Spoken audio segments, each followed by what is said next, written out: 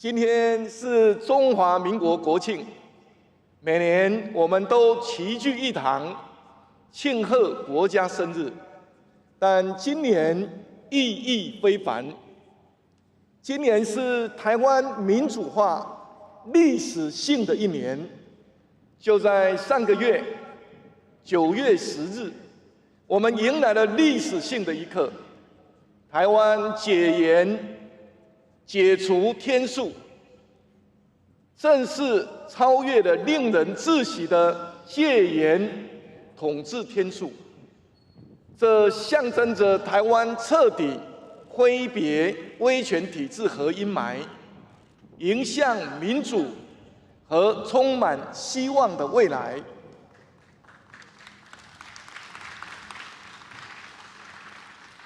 我们不会忘记。不论是团结抵御侵略的血泪，还是前仆后继为了追求民主自由、实现主权在民的无私牺牲，那些曾经与这块土地交织的故事，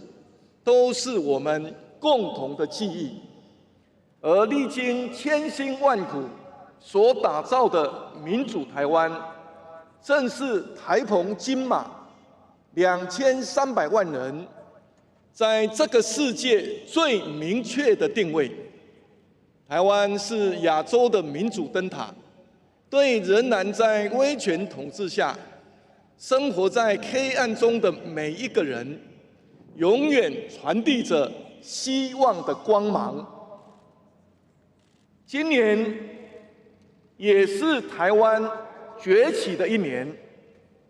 当前世界各国都遭遇剧烈的变化和挑战，台湾也不例外。除了俄乌战争、中东局势动荡，以及中国持续军事扩张，在经济与产业上，也有美国关税政策所带来的冲击。但台湾人民没有被击倒，反而创造了国际称羡的经济表现。根据亚洲开发银行最新的报告，将台湾今年的经济成长率由3.3%大幅上调到5.1%，是亚洲4小龙第一名，也超越了中国。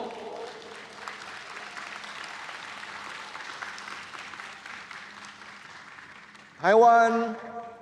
除了出口金额持续创下新高，就业状况25年来最好，股市也连续6个月上涨，站上27301点的历史高点，台股市值更超过3兆美元，成为全球第8大股市。外汇存底也首度突破6000亿美元大关，创下历史新纪录。在逆境中百折不挠，在挑战中越挫越勇，这些都是台湾人民的共同成就。请让我们为彼此大声喝彩。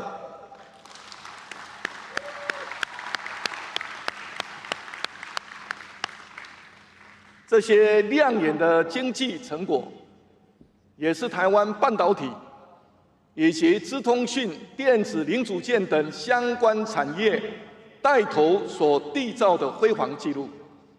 他们在全球供应链占有优势地位，是来自长期累积的技术及制造能力、独特的商业模式，配合政府科学园区等关键政策所汇聚而成，这是几十年来共同努力所淬炼出来的重大产业成就，是全体台湾人民的资产。身为总统，我的使命就是要守护这些宝贵的资产，运用它们来提升台湾乃至全球的产业及经济发展，为台湾人民及全世界创造更好的生活福祉，这也是台湾要走的方向。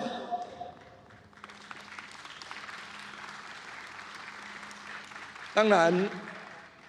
我们也绝对不会忽略国际变局中各项艰巨的挑战，为不同产业、不同领域、不同背景的族群所带来的风险。许多引领台湾经济发展的隐形冠军、传统产业和中小微企业，正面临数位与净零转型的压力。许多劳工朋友正在面对 AI 浪潮下工作机会、薪资、物价与生活成本的担忧与不安。我们的农民朋友也正面临农村老化与市场开放的冲击。政府不会轻忽这些挑战对每一个民众所造成的冲击，全力协助传产、中小微企业、受薪家庭以及农渔民朋友是我们的责任。因此，政府除了已经提出930亿元关税影响支持方案，将协助企业、劳工、农渔民朋友渡过难关，也将每年投入上百亿元，帮助中小微企业导入 AI 人工智慧，迈向数位净零升级转型来因应挑战。而针对传统的工具机、螺丝螺帽以及比较辛苦的个别产业，也会分别提出对策，积极协助提升竞争力，开拓市场。各位国人同胞，变动的年代也是机会的年代。台湾的经济表现，世界有目共睹。我们在全球供应链的关键地位，既不可能被撼动，更不可能被取代。面对变局，我们不能自我怀疑、举棋不定，而是要把握机会，展现自信，勇敢布局，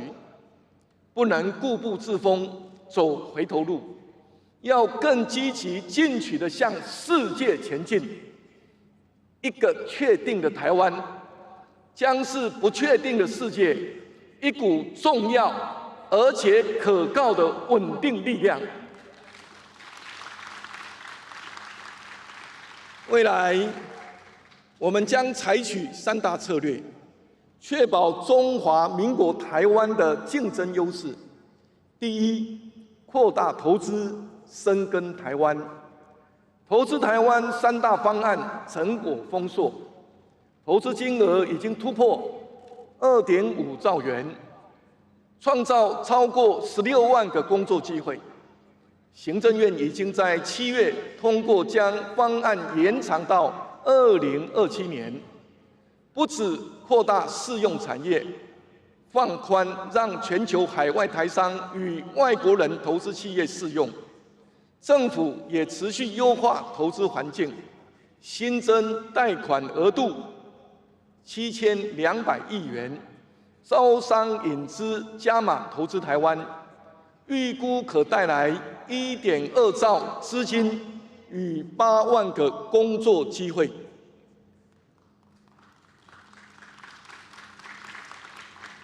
有好工作，也要有好生活。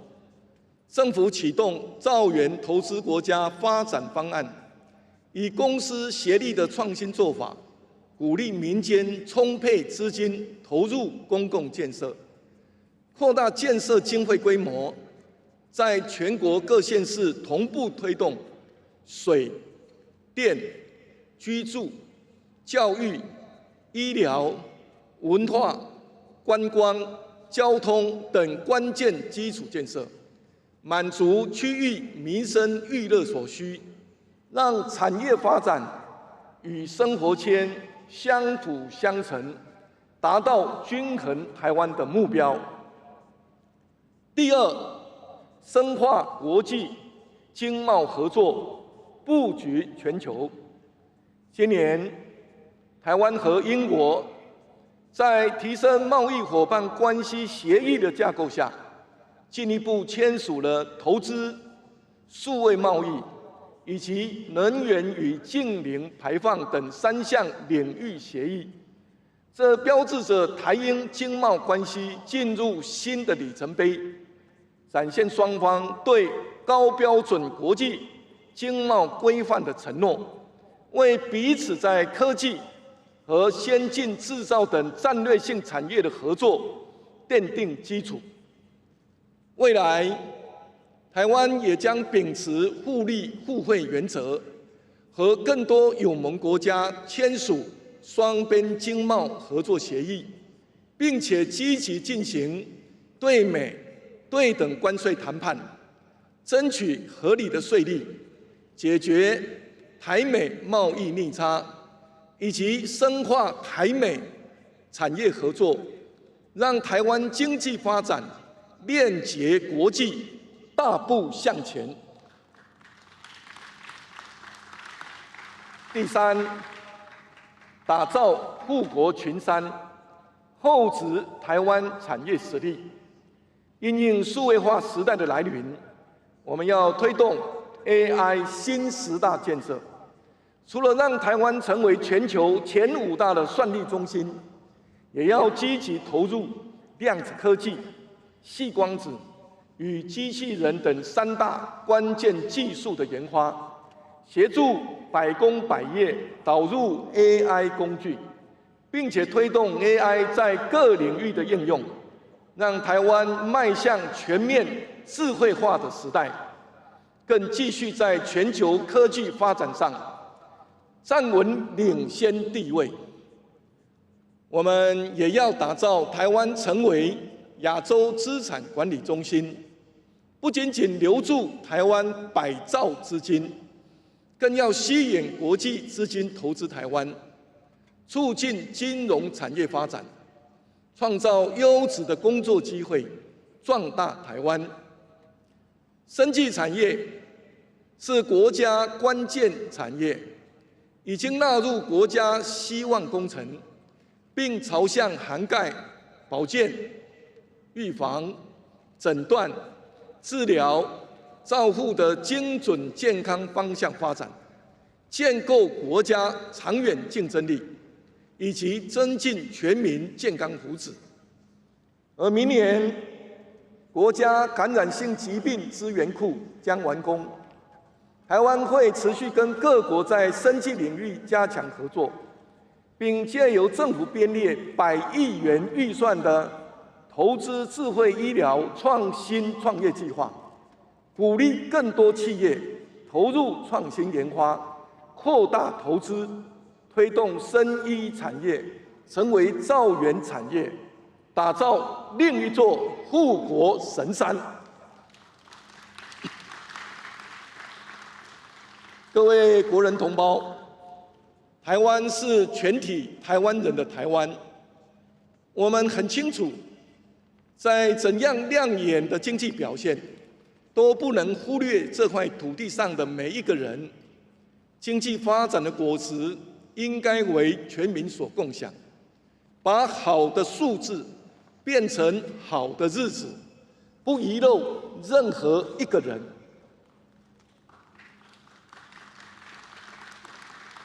因此，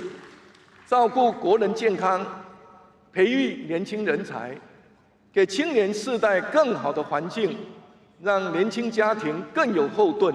政府责无旁贷。今年健康台湾深耕计划已经启动，除了全面提升医疗环境体系，也将提供全民更优质的健康照护服务。同时，运动部也正式成立，除了开创全民运动、竞技运动及职业运动的新纪元，也要让每一位选手都能够得到国家充分的支持，在国际舞台上追求梦想，为国争光。此外，针对年轻世代的照顾，我们不仅推动高中职全面免学费，私立大专校院学生每年3.5万元学杂费补助，我们的青年100亿海外圆梦基金计划，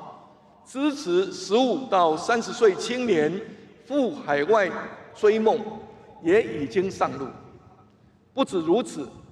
租屋族政府每年有300亿元租金补贴，而单身租屋族年收入62.6万元，4口之家164.1万元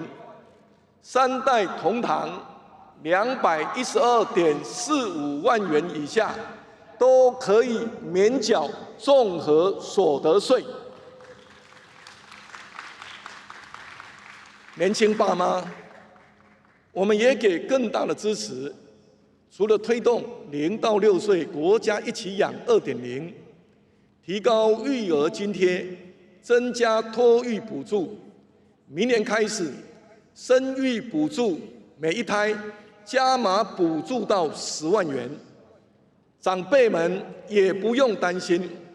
明年长照3.0就要上路，政府会努力让所有长者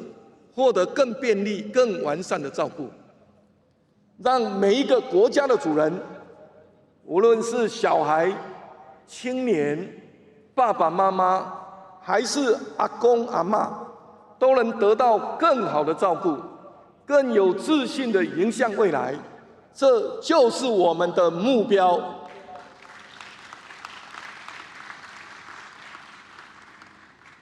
今年也是2战终战80周年。2战历史因见不远，当年侵略者的野心造成生灵涂炭，而当前威权主义持续扩张，国际秩序又遭遇严峻挑战。台海、东海、南海的区域秩序，乃至于整个第一岛链的安全，都正受到严重的威胁。民主台湾是印太和平稳定的枢纽，国际社会负责任的一员，将致力维持现状，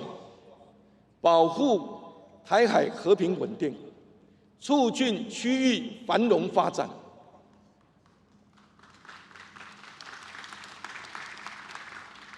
我们也期待中国能体现大国的责任，停止扭曲联合国大会第2758号决议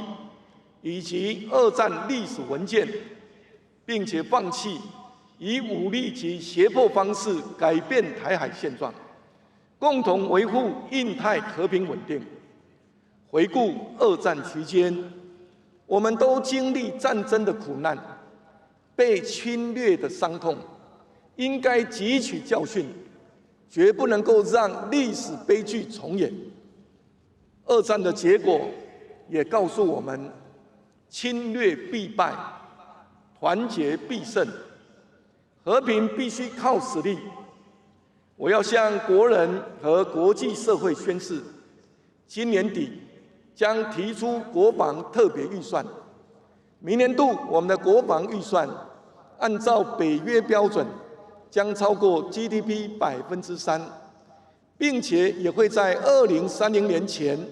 达到 GDP 5%，展现守护国家的决心。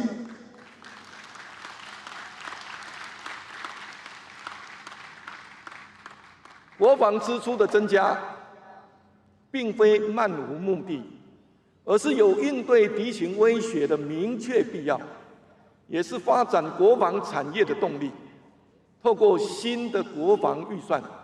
我们要达成3大目标：第一，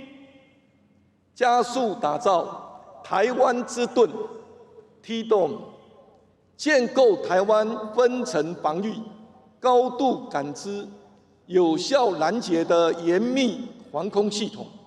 为台湾编织保护国人生命财产安全的防护网。第二，加强引进结合高科技及 AI 技术，建构智慧化防御作战体系，发挥不对称战略的嚇阻效能。第三，持续投资国防创新工业，与先进国家军工产业合作，厚植国防与军工产业的实力，透过在地研发、设计、生产制造，深化本土供应链。台湾可以加速产业升级，强化军备韧性，提升国防工业能量，进而成为有盟信赖的安全合作伙伴，共同排除红色供应链，为自由民主国家建立国防信任，一起建构守护自由民主价值的坚强防线。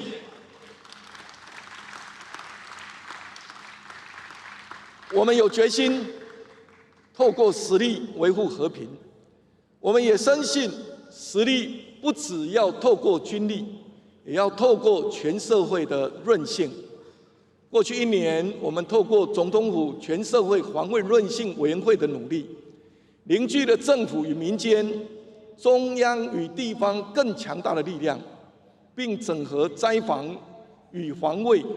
来强化军民之间的协作能力。我们也持续加强民力训练、能源、医疗、资通网络、金融等韧性，全面提升对各项危机的应变能力。我要强调，建构全社会防卫韧性，需要每一分力量。上个月，我们发布了最新的《台湾全民安全指引手册》，内容涵盖各种天灾，甚至军事侵略等极端情境的应对策略。这本手册将逐步推广到家家户户，因为唯有全民参与、自助助人，台湾才能够有更强大的韧性，因应各种挑战。各位国人同胞，过去1年，我们经历了种种挑战，但台湾人民从不放弃希望。每当危机来临，我们总是看到无数台湾人民无私地站在第一线，为自己心爱的国家奉献心力。就在上个月，有2个画面非常令人感动。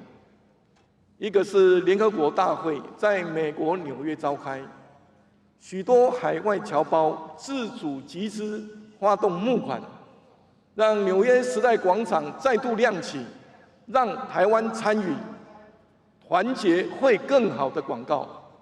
感动了世界各国往来的民众。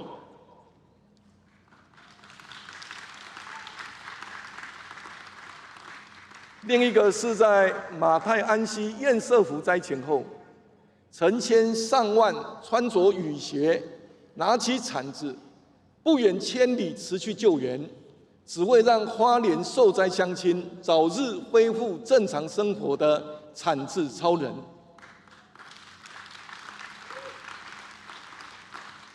每一位铲子超人铲出的，不只是厚重的淤泥，帮助灾民重返家园，也是一道道希望的光，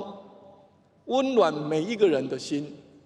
更证明了台湾人在面对危机时，拥有无比强大的韧性，有决心来守护自己的家园。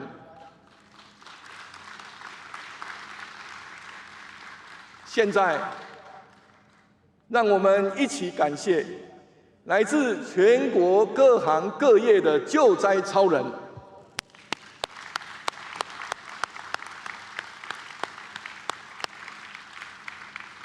感谢投入救灾的外国朋友，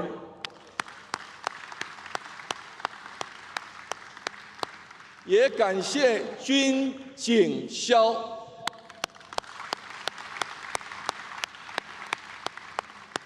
感谢中央和地方投入救灾工作的所有同仁们，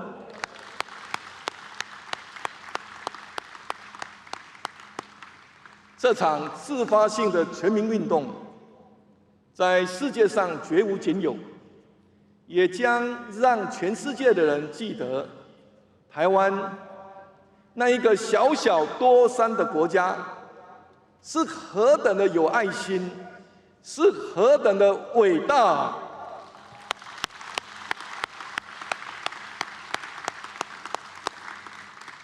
未来，我将带领国家团结一心，无畏风雨，不怕挑战，勇敢向前，